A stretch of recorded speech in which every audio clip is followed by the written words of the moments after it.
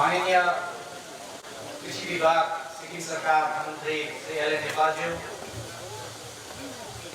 माननीय हाम्रा सिक्किमका एकमात्र एमपी श्री राम सुब्बाज्यू निम्ताएकोमा धेरै धेरै धन्यवाद चढाउँदै र मेरो भाषण हिंदी र नेपालीमा सिक्किम में आप पधारे और हमारा जो भी इश्यूज है यहाँ का लोकल इश्यूज है आपने संक्षेप सिक्किम सरकार ने 8 रुपए का एक इंसेंटिव स्कीम लगा चुका है। इसी तरह विभिन्न कैश क्रॉप्स में सिक्किम में प्रोडक्शन जुन चाहिँ छ उब्जनी जुन चाहिँ छ हामीले अगाडि बढाउनु पर्ने यो हामीले जति नै आज वितरण गर्दैछ तपाईलाई एउटा मेरो तर्फबाट एउटा वचन गरेको थियो त्यो आज वचन पूरा हुँदै जान्दैछ। र यसमा सिक्किममा पनि जुन चाहिँ मन्त्री साहब यहाँ आज खुद स्वयं यहाँ आउनु भएर हाम्रो सिक्किमलाई यहाँ उहाँले टाइम दिनु भएर हेर्नु हुँदैछ। उहाँले अघि पनि जुन चाहिँ स्टल घुम्नु हुँदाखेरि उहाँले भन्नुहुँदै थियो के चाहिन्छ क्या चाहिए आप लोग बोलिए भनेर उहाँले जुन चाहिँ भन्नुहुँदैछ यो एकदम हामीलाई मोटिभेट गर्ने कुरा हो।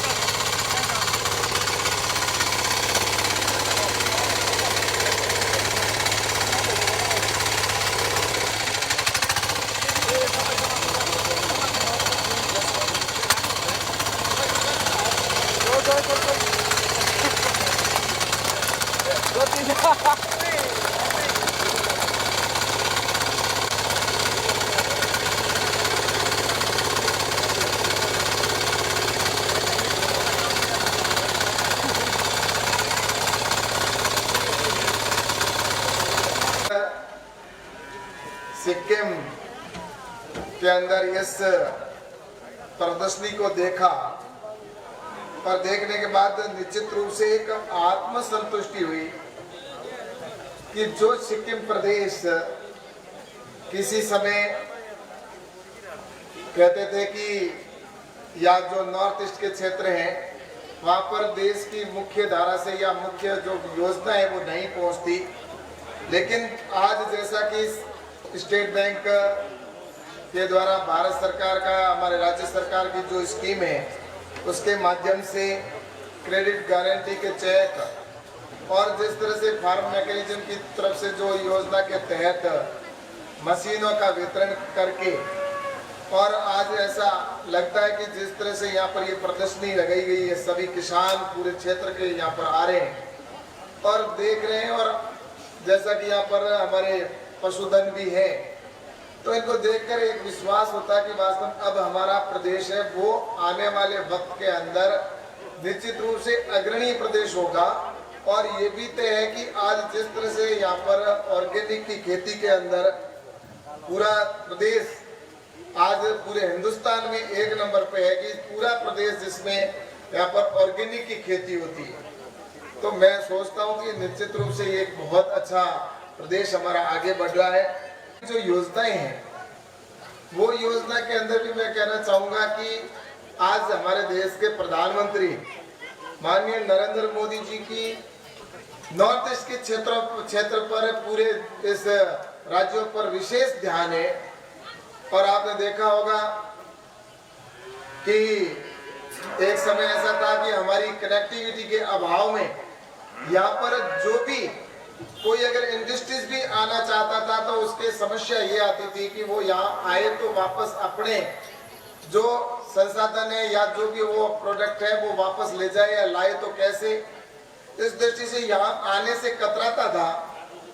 और यहाँ का भी अगर कोई उद्योगपति अगर कोई यहाँ का कोई युवा अगर आगे बढ़ना चाहता तो उसके सामने भी ये समस्या थी कि यहाँ का प्रोडक्ट अगर दूसरे राज्य में ले जाए तो उसके ट्रांसपोर्टेशन का खर्चा इतना हो जाता था कि वहां पर जो उत्पादन है उसकी कंपटीशन में वो पीछे रह जाता था और उसकी वजह से वो अपने यहाँ के इतने बहुमूल्य उत्पादन जो ऑर्गेनिक है, यहाँ की जो कल्चर है, यहाँ का जिस तरह से जो यहाँ के हर अनाज के या फ्रूट के अंदर, सब्जी के अंदर या जिसके अंदर जो मिठास है, और जो वो हर जगह हर व्यक्ति वहाँ का पूरे इंडिया हो चाहे विश्व के किसी भी देश में वो चाहता है कि सिक्किम का मिठास हमें मिले, लेकिन वो वहाँ तक पहुँचता है तब तक उसकी रेट और उसकी कंपटीशन में वो पीछे रह जाता है।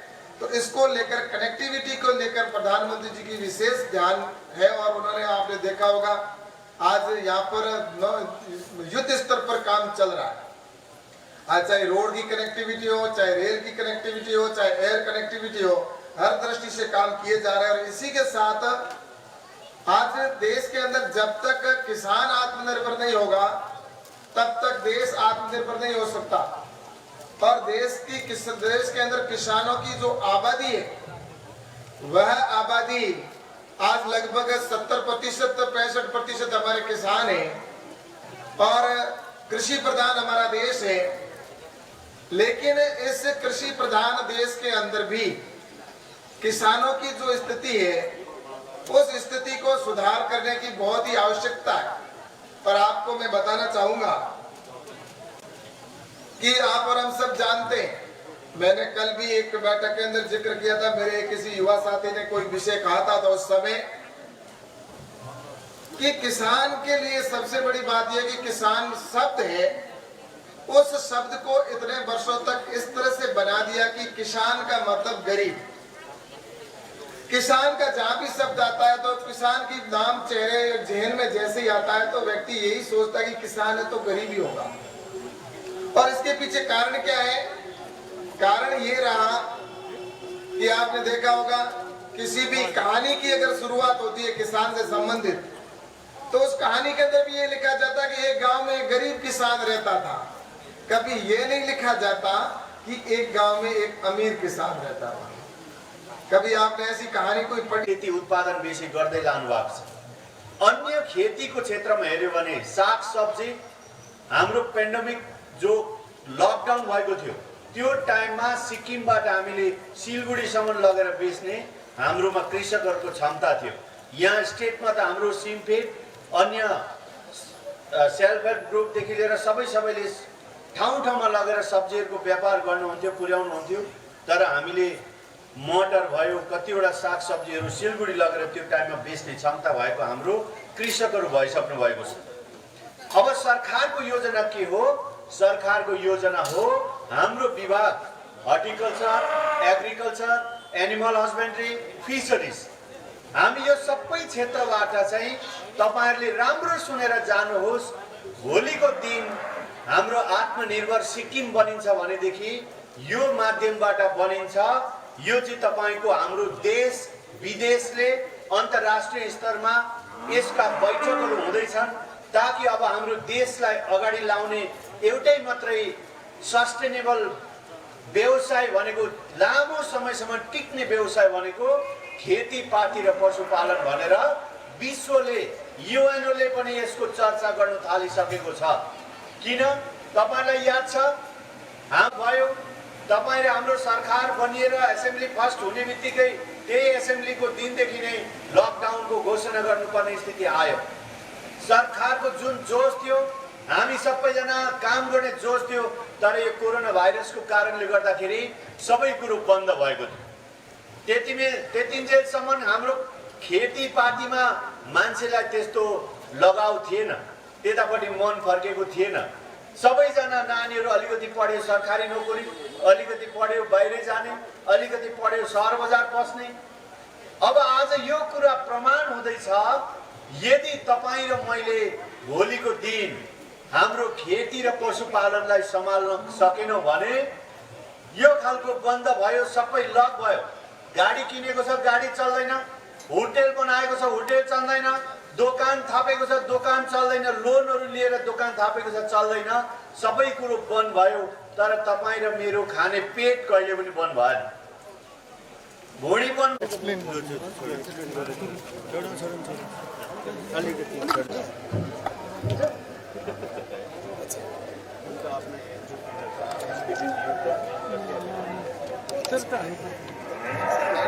सुपारी गुटका सारा चीज रिप्लेस करने वाला चीज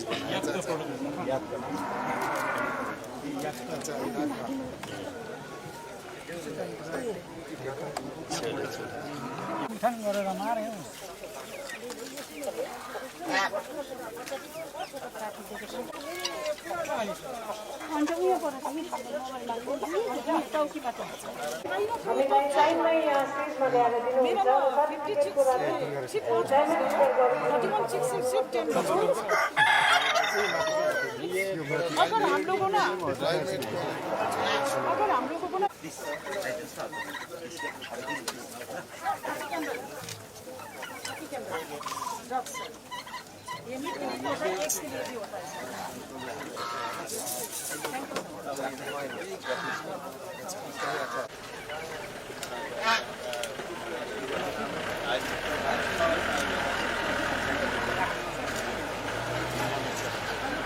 सर यो सानेन बकरीको दुध दुन्छ यो चाहिँ बोका बोका अच्छा दुधको बच्चा यो सरले सोध्नु हुँदैछ दुध कति दिन्छ दुध त के छ हजुर यसको दुध 1 केजीसम्म दिन्छ कति पहले तो सभी मीडिया के बंधुओं को बहुत बहुत नमस्कार और धन्यवाद। आज जैसा कि माननीय प्रधानमंत्री नरेंद्र मोदी जी के नेतृत्व में नॉर्थ ईस्ट के क्षेत्र को विशेष प्राथमिकता में लेते हुए कई महत्वपूर्ण योजनाएं प्रारंभ की गई है और जैसा कि देश की मुख्य धारा से आज हमारा नॉर्थ ईस्ट जो प्रदेश है, जो राज्य हैं, वो आज उस दृष्टि से पीछे रहे हैं। तो प्रधानमंत्री माननीय नरेंद्र मोदी जी का लक्ष्य है कि आने वाले समय के अंदर हमारा नॉर्थ ईस्ट जो रीजन है वो देश की मुख्य धारा से जुड़े और यहाँ का आम व्यक्ति को वो सारी सुविधाएं मिले और आम किसान को भी वो सारी सुविधा मिले, जिससे कि हम सब आने वाले वक्त के अंदर अपने इस क्षेत्र को आगे बढ़ा सकें। और इस दृष्टि से आने वाले समय के अंदर जो कि चाहे कि रोड कनेक्टिविटी को देखें आप, तो यहाँ पर लगातार भारत सरकार की ओर से प्रयास किया जा रहा है कि क्योंकि नॉर्थ ईस्ट क्षेत्र में सबसे बड़ी समस्या रोड कनेक्टिविटी है, एयर कनेक्टिविटी है, रेल की कनेक्टिविटी है। इन सबको मद्देनज़र रखते हुए सरकार काम कर रही है और राज्य सरकार भी निश्चित रूप से, यहाँ के मुख्यमंत्री जी भी प्रयास कर रहे हैं कि किस तरह से सभी मिलकर हम हमारे देश को आगे बढ़ाएं, हमारे नॉर्थ ईस्ट के क्षेत्र को आगे बढ़ाएं। और इसलिए कृषि के अंदर भी सरकार की कई महत्वपूर्ण योजनाएं प्रारंभ हुई है, जिसमें किसानों के लिए किसान सम्मान निधि के तौर पर किसान सम्मान निधि का पैसा डायरेक्ट किसान के खाते में डाला जा रहा है और किसान सम्मान निधि का जो आज लगभग 11 करोड़ किसानों के खाते में किसान सम्मान निधि का पैसा पहुंच रहा है और वहीं पर 10,000 FPO बनाए जा रहे हैं, जिसमें नॉर्थ ईस्ट क्षेत्र के अंदर भी सभी जो हमारे ब्लॉक हैं उन सब ब्लॉकों पर FPO बने, किसानों का समूह बने और किसान अपने खुद के प्रोडक्ट का आने वाले वक्त के अंदर खुद प्रोसेसिंग करे और खुद पैकिंग करे और खुद मार्केट के अंदर बेचे, जिससे उनको रेट अधिक मिले और वैल्यू एडिशन के आधार पर उनको वो लाभ मिले। क्योंकि हम देख रहे हैं कि जैसा कि पहले किसान अपनी फसल को लेकर बाज़ार में जाता, मंडी में जाता था, तो उसको वो रेट नहीं मिलती थी। लेकिन आज जैसा कि यहाँ पर ये जो प्रदर्शनी लगाई है, जहाँ पर मेला है, आयोजन सरकार के द्वारा किया गया है, जहाँ पर सैकड़ों किसान आए हैं और अपना जो प्रोडक्ट स्वयं जिन्होंने तैयार किया है उसको वो यहाँ पर लेकर आए हैं और इसी तरह से भारत सरकार इसको सपोर्ट कर रही है और इसको लेकर 10,000 FPO बनाए जाएंगे, किसानों का समूह बनेगा और साथ ही agriculture infrastructure fund 1 lakh crore रुपए का प्रावधान किया गया है। गांव के अंदर बैठे किसान अपने खुद की प्रोसेसिंग लगाए, इस दृष्टि से वो उसको 3% ब्याज की छूट का प्रावधान है और 2 करोड़ रुपए तक का उसको बिना मॉर्गेज के सहायता प्रदान की जाएगी। तो इस तरह से भारत सरकार की तरफ से लगातार ये प्रयास है कि हमारे इस नॉर्थ ईस्ट क्षेत्र के अंदर ऑर्गेनिक का क्षेत्र है और ऑर्गेनिक को बढ़ावा देने के लिए भारत सरकार की जो योजना है उसके तहत निश्चित रूप से अलग अलग इसके अंदर यहाँ पर योजनाओं के माध्यम से किसानों को डायरेक्ट बेनिफिट भी दिया जा रहा है और साथ ही ऑयल पाम मिशन के तौर पर लिया जा रहा है कि ये योजना माननीय प्रधानमंत्री जी ने प्रारंभ की है नॉर्थ ईस्ट क्षेत्र में, विशेषकर जहां देश के अंदर ऑयल की आज कमी की वजह से हम लगभग 70,000 करोड़ का इंपोर्ट करते हैं तेल जो कर रहे हैं ऑयल।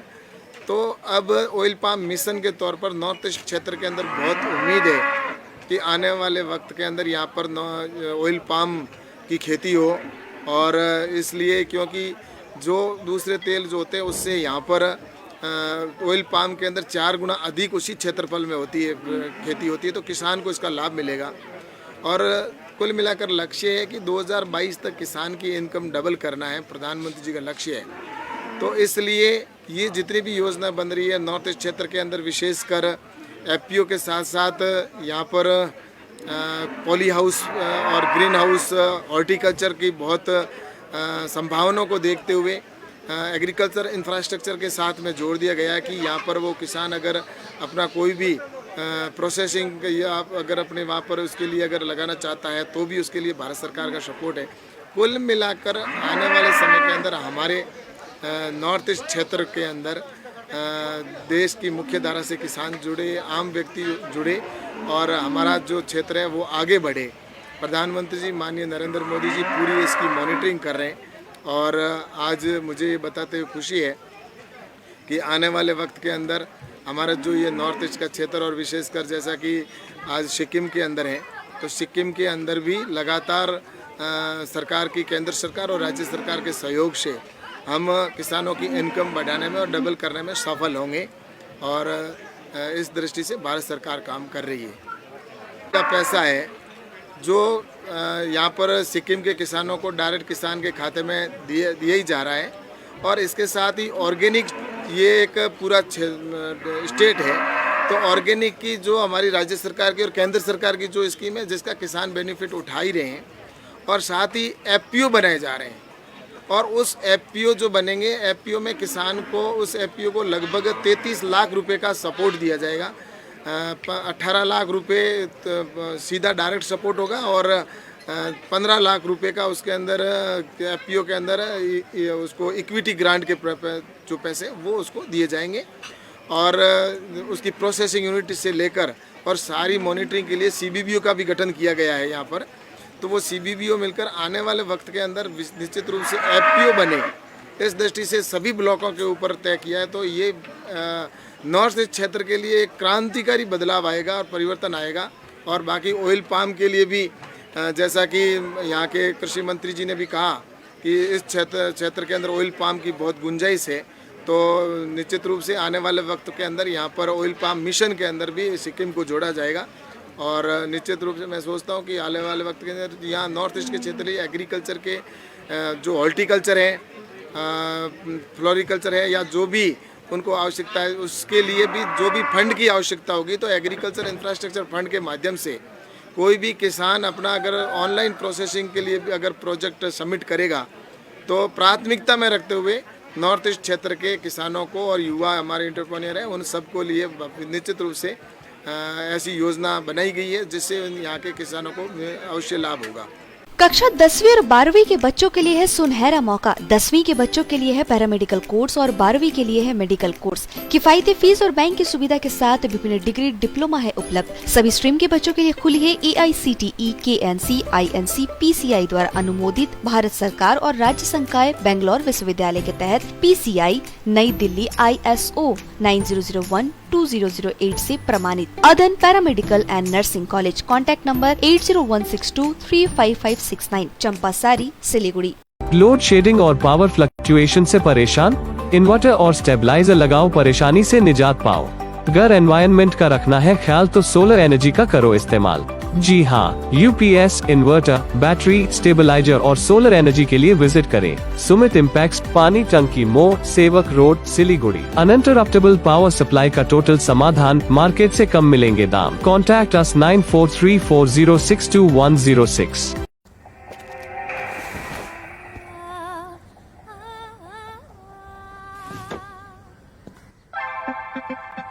मूड ऐसा बदल गया, माहौल घर का चमक गया। मूड यूं बदल गया, माहौल घर का चमक गया। मूड ऐसा बदल गया, माहौल घर का चमक गया। सूर्या के नए स्मार्ट लाइट्स, सूर्या सबको मूड में ले आए।